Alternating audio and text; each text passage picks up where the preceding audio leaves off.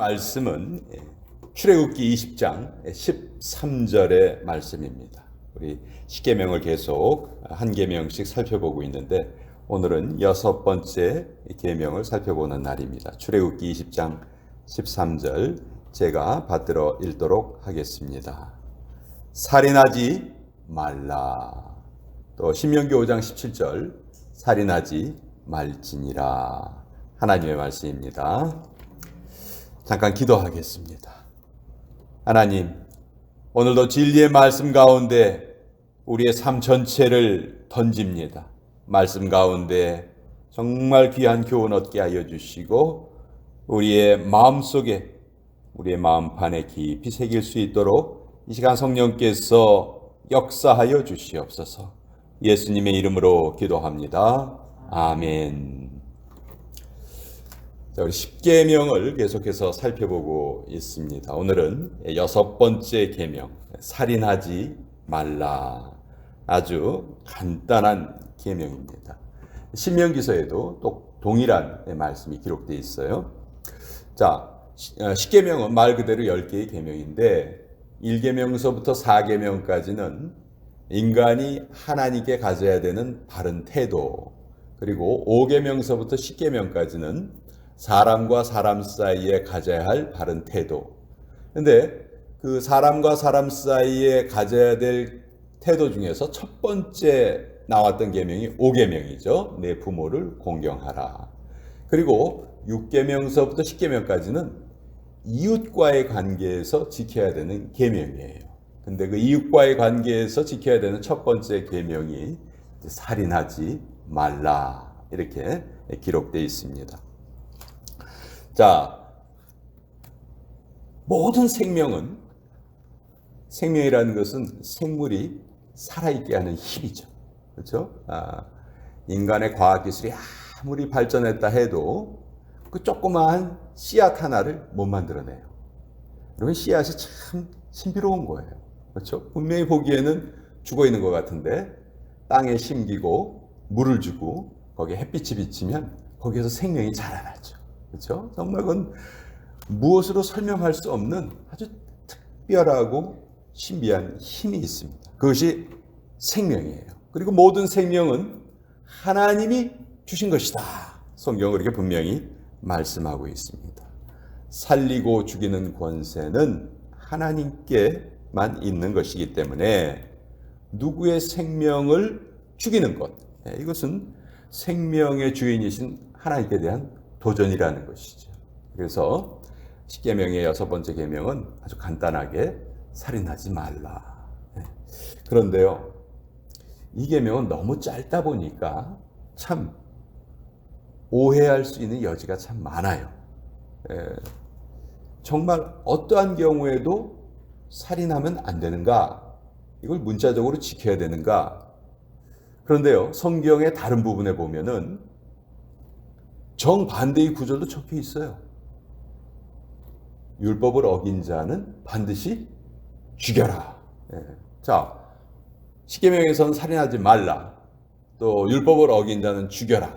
이게 서로 상충된다는 것이죠. 그래서 우리가 성경을 해석할 때에는 어느 한 구절, 그 구절만 따로 떼어놔서 그것만이 전부인 것처럼 해석하면 안 되고 반드시 문맥을 살피고 전체의 의미를 살펴야 한다.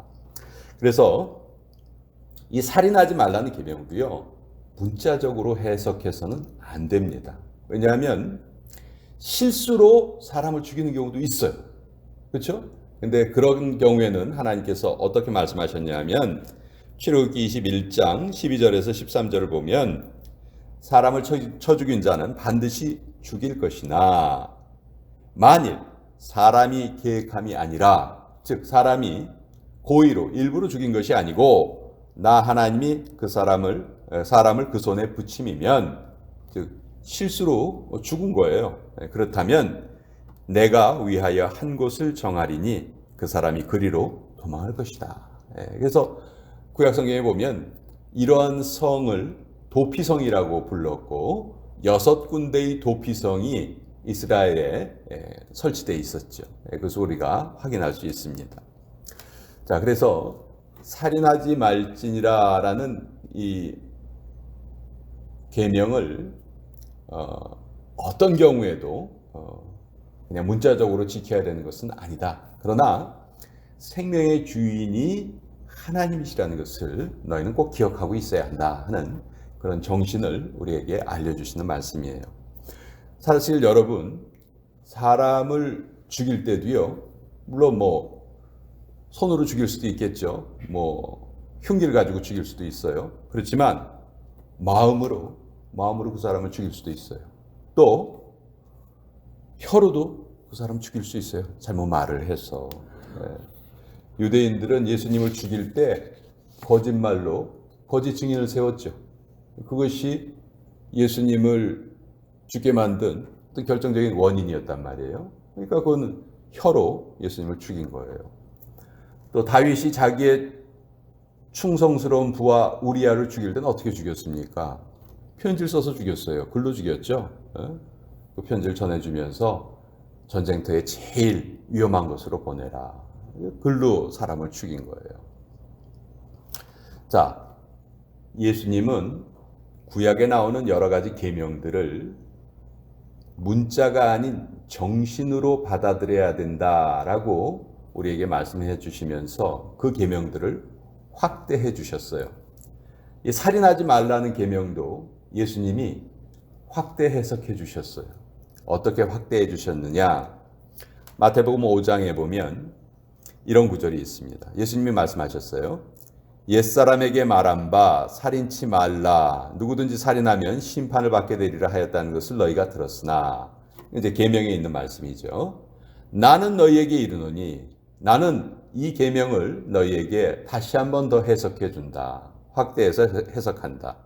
형제에게 노하는 자마다 심판을 받게 되고, 형제를 대하여 라가라 하는 자는 공회에 잡히게 되고, 미련한 놈이라 하는 자는 지옥불에 들어가게 되리라.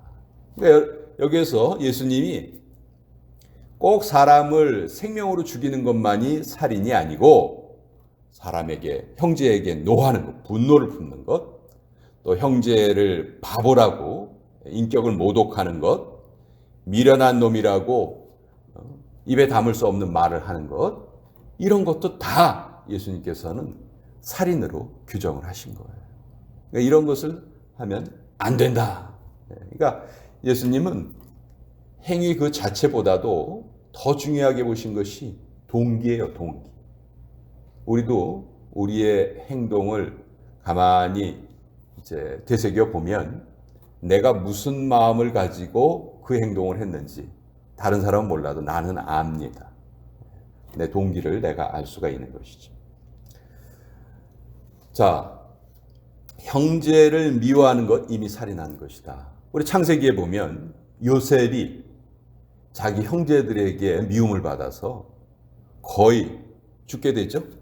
그때 그 첫째 아들이 아니었으면 요셉은 죽은 목숨일 거예요. 그러니까 형제가 다른 형제를 미워하면 살인의 감정에까지 이르게 된다 하는 것을 우리가 성경의 예로 잘 알 수가 있습니다. 창세기 4장에 보면 인류 최초의 살인사건이 나와요. 여러분들이 너무 잘 아시는 이야기일 거예요. 가인과 아벨 이야기죠. 자, 가인과 아벨이 하나님께 제사를 드렸는데 하나님께서는 아벨의 제사는 받으셨지만 가인의 제사를 받지 않으셨어요. 자, 그러면 이런 상황이라면 가인이 바른 생각을 가졌다면 왜 하나님께서 내 제사를 받지 않으셨나? 뭐가 잘못됐는가? 그것을 살피고 그것을 고쳐야 했습니다. 그렇죠? 그래야 정상이죠. 그런데 가인은 하나님이 자기의 제사를 받지 않은 것을 엉뚱하게 누구에게 풀려고 했어요? 자기 동생 아벨의 제사는 받으셨기 때문에 그 아벨에 대해서 미움을 품게 되고 결국 아벨을 돌로 쳐 죽이는 인류 최초의 살인 사건이 창세기 4장에 기록되어 있습니다. 이때 하나님께서는 가인에게 너무도 큰 벌을 내리셨죠. 가인의 이마에 표를 주어서 살인자라는 것을 온 천하 사람들이 다 알 수 있도록 그렇게 해놓으셨어요. 왜 사람의 생명이 그렇게 소중할까요? 창세기 1장 27절에 보면 하나님이 자기의 형상, 곧 하나님의 형상대로 사람을 창조하시되 남자와 여자를 창조하셨다. 그러니까 하나님이 우리 사람을 창조하실 때 누구의 이미지가 우리 속에 담겨 있냐 하면 하나님의 이미지가 담겨 있는 거예요. 그렇죠? 또 시편 8편 5절에 보면 그를 천사보다 조금 못하게 하셨다. 우리가 얼마나 존귀하게 지어진 존재라는 것을 여기 성경은 너무도 잘 알려주고 있습니다. 그렇기 때문에 누군가를 죽인다는 것은 가장 존귀한 존재인 그 사람의 생명을 빼앗는 것이죠. 가장 존귀한 자를 가장 존귀하지 못한 자로 취급하는 거예요. 그래서 성경은 살인을 하지 말아라. 살인한 자는 그럼 어떤 벌을 성경에서 내리는가? 성경에 보면요, 수없이 많은 살인자들이 나와요. 근데 그 중에서 아주 대표적인 악인이 있는데 바로 북이스라엘의 아합과 이세벨입니다. 아합은 왕이었고 이세벨은 왕비였죠. 여러분, 고대 시대의 왕과 왕비는 정말 모든 권력을 다 자기가 독점하고 있어요. 그 나라에서 제일 부유한 사람도 그 왕이에요. 근데 이 아합이 무엇을 탐을 냈냐 하면 나봇이라는 사람이 가지고 있는 포도밭이 그렇게 탐이 난 거예요. 그런데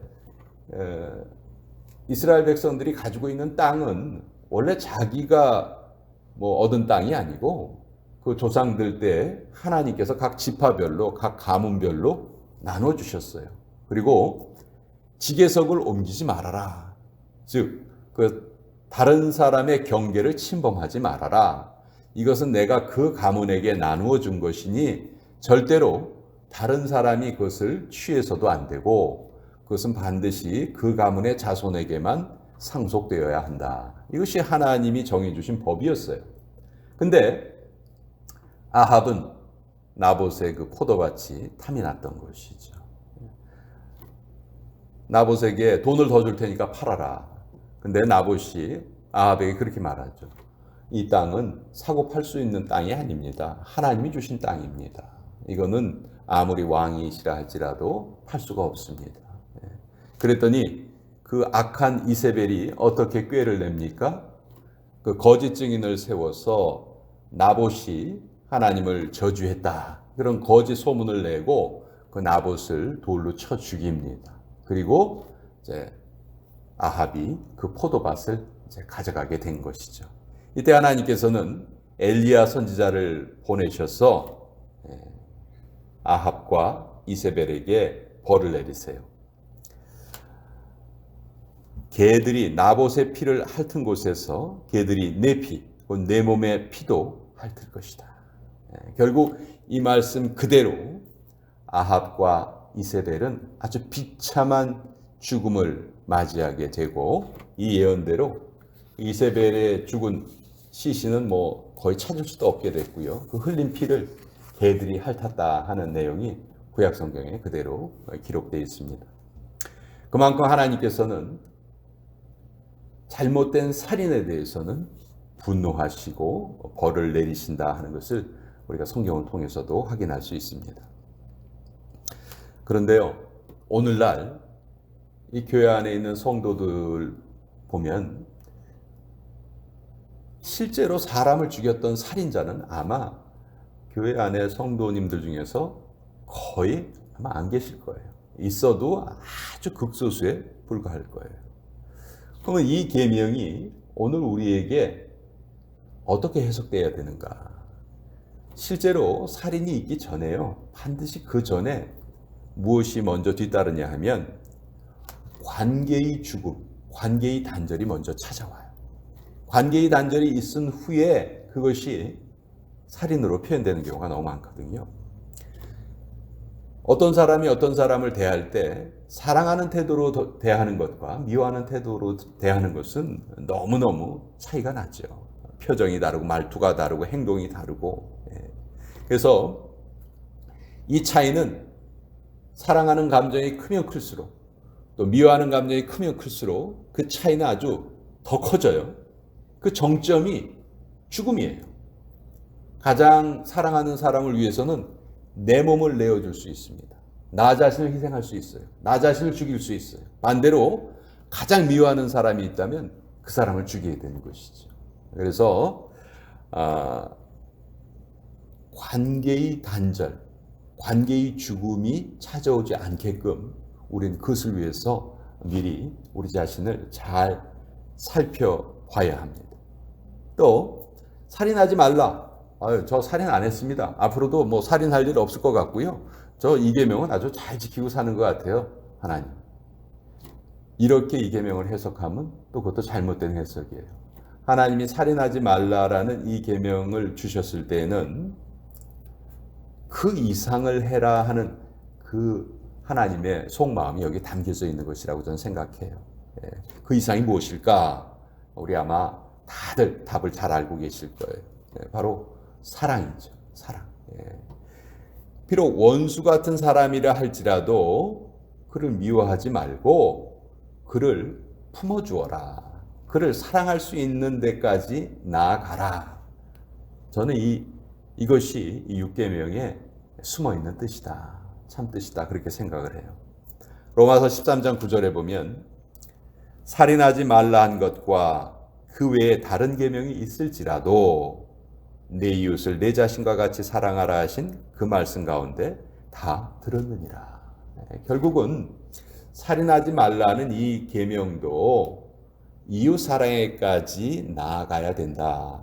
이렇게 바울은 해석을 하고 있는 거예요. 아니, 미운 사람을 어떻게 사랑합니까? 별로 가까이 가고 싶지도 않은데. 그래서 여기에서 말하는 사랑은 감정이 아니고 의지다 하는 것을 우리가 알 수 있어요. 우리가 잘 알고 있는 고린도전서 13장의 사랑장이라고 하죠. 사랑은 오래 참고 사랑은 무례하지 않으며 뭐 이런 쭉 사랑의 속성이 나오는데 그 어느 것도 거기는 감정으로 하라는 말씀이 없어요. 그건 다 우리의 의지를 작용해서 억지로라도 해야 된다는 거예요. 그것을 억지로라도 하려고 할 때 하나님께서 성령님을 통해서 우리를 도와주신다 하는 그 말씀이지. 살인에는 직접적인 살인뿐만이 아니고 간접살인도 있습니다. 예를 들어서 흡연, 그렇죠? 뭐 이제는 한국에 가도요. 흡연하는 사람들 너무너무 불쌍하더라고요. 그냥 한쪽 구석에 이렇게 모여가지고 그러면서도 꼭 그렇게 흡연을 하고 싶을까? 이제는 뭐 음식점 안에서 흡연하고 그러는 거는 다 허용이 안 돼요. 그래서 바깥에 나가서 흡연을 해야 하고, 왜냐하면 흡연이 간접적으로 다른 사람, 흡연하지 않는 사람들에게도 피해를 끼친다는 것을 알게 된 거예요. 이것도 간접 살인이죠. 또 음주운전으로 인해서 자기 자신이 사고당하는 건 물론이고 얼마나 안타까운 일들이 많이 벌어집니까? 정말 이 음주운전 정말 한국 사람들 그렇게 하지 말라고 그래도 안 고쳐지는 것 같아요. 음주운전도 간접살인, 또 졸면서 운전하는 것도 그렇고요. 한국에 가보니까 이제 그 고속도로마다 만약 앞 사람이 조는 것 같으면 뒷사람이 어떻게 해야 되냐면요.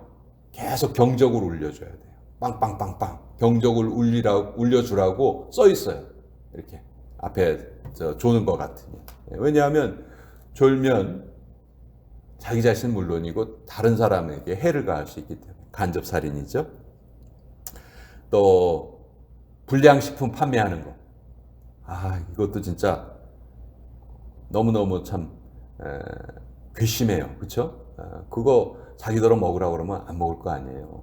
그러면서 그냥 그거 팔아가지고 돈 벌려고 하고, 또 건물을 제대로 안 지어가지고, 얼마 전에 뭐 한국에서 건물을 철거하는데 제대로 철거하지 않아가지고 또 큰 사고가 벌어졌잖아요. 그때 희생당한 사람들은 얼마나 안타깝겠냐고요, 정말. 이런 것들이 다 간접 살인에 해당된다. 또 요새는 SNS가 발달돼 있는데 인터넷에 악플이 그렇게 또 많이 달린다는 거예요. 그럼 악플 때문에 상처받아서 정말 목숨을 끊는 사람들도 있죠. 그래서 한국의 기독교인들은 선풀 달기 운동을 하고 있어요. 좋은 댓글을 달아서 그 사람을 격려하고 위로해 주자. 악플도 익명성 뒤에 숨어가지고 간접적으로 살인을 저지르는 것과 마찬가지다. 만약 예수님께서 이 시대에 오셨다면 이러한 모든 것들을 다 살인으로 규정하지 않으셨을까? 이런 것을 하지 말아라. 이렇게 예수님께서 분명히 말씀하셨을 것이다. 저는 그렇게 생각을 합니다. 또 한 가지 제가 생각해 보고 싶은 것은 아주 이것은 깊은 고민이 필요한데요. 낙태라든지 자살이라든지 안락사라든지 사실 이것에 대해서 지금 나라마다 다 기준이 다르고요. 또 우리 성도들도 이것을 또 받아들이는 사람들도 있고 그렇지 않은 분들도 있고 그래요. 또 시대가 바뀌어가면서 옛날에 반대했던 것도 이제는 또 찬성하는 쪽으로 돌아서는 경우도 있고, 낙태 같은 경우도 과거에는 아주 완강하게 이것이 범죄다 그렇게 규정이 되었지만 지금은 산모의 건강이 더 중요한 거 아니냐, 원치 않는 임신을 했을 때에는 낙태를 허용해야 되는 것 아니냐, 그런 의견도 점점 힘을 실는 것 같아요.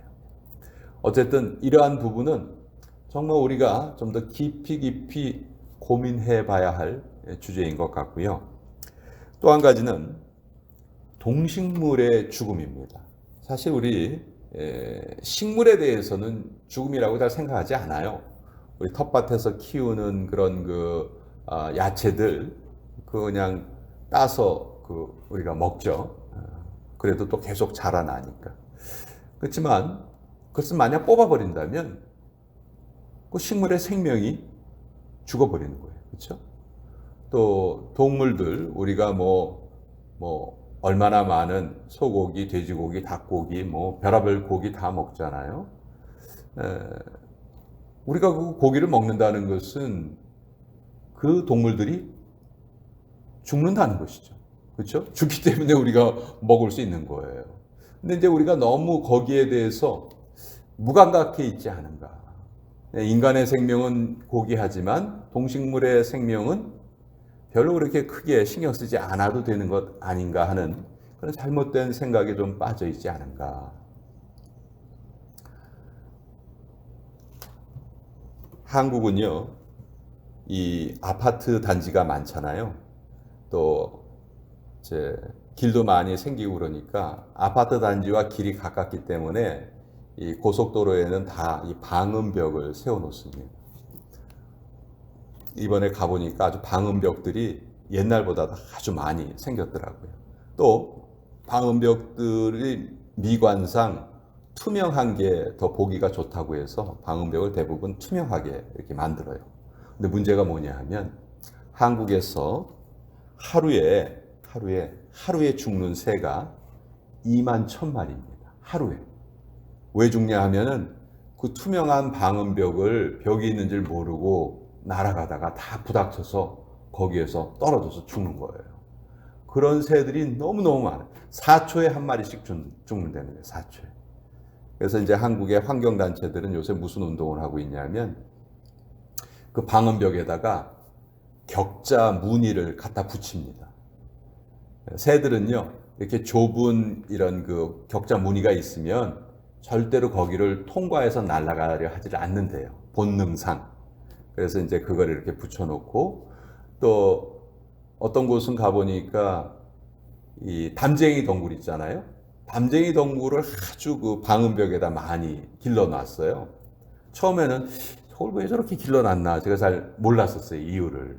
근데 그게 다 새들을 보호하기 위해서 이제 그런 그 담쟁이 덩굴도 자라게 하고 격자 무늬도 달고 그런 이제 보호 활동을 한다고 하더라고요. 조금 이제 우리 인식이 좀 나아진 것 같아요. 그렇지만 정말 우리가 이 십계명의 이 6번째 계명을 현대적인 의미로 계속해서 고민하고 또 새롭게 해석하고 우리 성도들이 또 이것을 우리의 삶에 적용하는 데에는 좀 더 많은 우리의 생각이 필요하다. 그냥 말 그대로 나 살인 안 했어요, 하나님. 나 아무 잘못 안 했어요. 앞으로 나 사람 죽일 일은 없어요. 이런 문자적인 해석에 우리가 머물러 있다면 이 십계명을 잘못 받아들이는 것이다. 이 계명은 그런 뜻이 아니고 아까 말씀드린 것처럼 이웃 사랑에까지 이 계명이 확대돼야지만 그것이 바로 이 계명을 이해하는 것이다. 오늘 이 말씀을 여러분과 함께 같이 나누어 보았습니다. 다시 한번 우리 십계명 한번 정리해 볼게요. 자, 1계명 1절 나 외에는 다른 신을 내게 두지 말아라. 2계명 이상한 우상을 만들지 말아라. 3계명 삼가 하나님의 이름을 망령되이 일컫지 말아라. 4계명 사업을 하지 말고 안식일을 지켜라. 5계명 오만이 아버지를 공경하여라. 6계명 육혈포로 살인하지 말아라.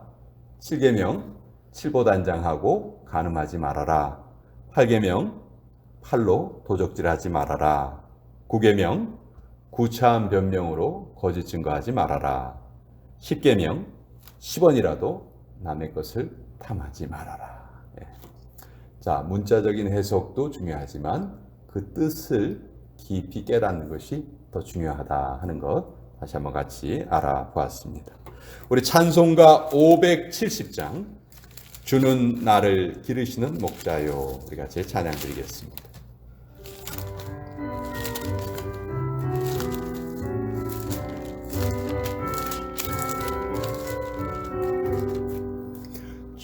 주는 나를 기르시는 목자요, 나는 주님의 귀한 어린 양. 푸른 풀밭 맑은 시냇물가로 나를 늘 인도하여 주신다. 주는 나의 좋은 목자, 나는 그의 어린 양. 저를 따라 꼴을 먹여주시니 내게 부족함 전혀 없어라. 예쁜 새들 노래하는 아침과 노을 비끼는